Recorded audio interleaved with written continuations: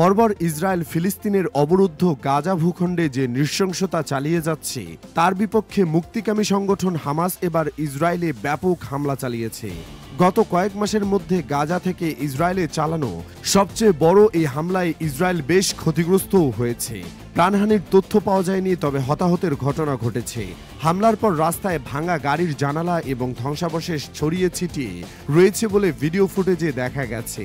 সোমবার 7 এপ্রিল পৃথক প্রতিবেদনে এই তথ্য জানিয়েছে বার্তা সংস্থা রয়টার্স এবং ইসরায়েলি সংবাদ মাধ্যম টাইমস অব ইসরায়েল। এরই জেরে এবার পাল্টা হুঁশিয়ারি দিয়েছেন ইসরায়েলের যুদ্ধবাজ প্রধানমন্ত্রী নেতানিয়াহু।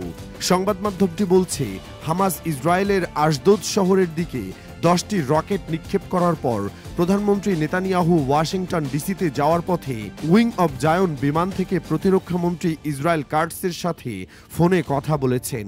তার অফিসের মতে নেতানিয়াহু এ সময় কাটসকে কঠোর প্রতিক্রিয়া জানাতে বলেন এবং গাজায় হামাসের বিরুদ্ধে তীব্র সামরিক অভিযান অব্যাহত রাখার নির্দেশ দেন। ইসরায়েলি প্রতিরক্ষা বাহিনী দাবি করেছে 10টি রকেটের মধ্যে 5টি ইসরায়েলের আকাশ প্রতিরক্ষা ব্যবস্থার মাধ্যমে প্রতিহত করা হয়েছে, তবে অন্য 5টির মধ্যে অন্তত একটি আশকেলনে আঘাত হানে, যার ফলে ক্ষয়ক্ষতি হয়। 30 বছর বয়সী এক ব্যক্তি হালকা আহত হয়েছেন এবং তাকে শহরের বার্জিলাই হাসপাতালে চিকিৎসার জন্য নিয়ে যাওয়া হয়। ম্যাগেন ডেভিড অ্যাডম জরুরি পরিষেবা জানিয়েছে, হামলার সময় আশ্রয় কেন্দ্রের উদ্দেশ্যে দৌড়ানোর সময় আরও 2 জন আহত হয়েছেন এবং হামলার পর বেশ কয়েকজনকে তীব্র উদ্বেগের জন্য চিকিৎসা দেওয়া হয়েছে। রাত 9টার পরপরই গাজার মধ্যাঞ্চলীয় দেইর আল বালাহ থেকে উপকূলীয় শহর আশকেলন এবং আশদোদের দিকে রকেট নিক্ষেপ করা হয়। এছাড়া রকেট নিক্ষেপের পরপরই হামাস রকেট নিক্ষেপের দায় স্বীকার করে।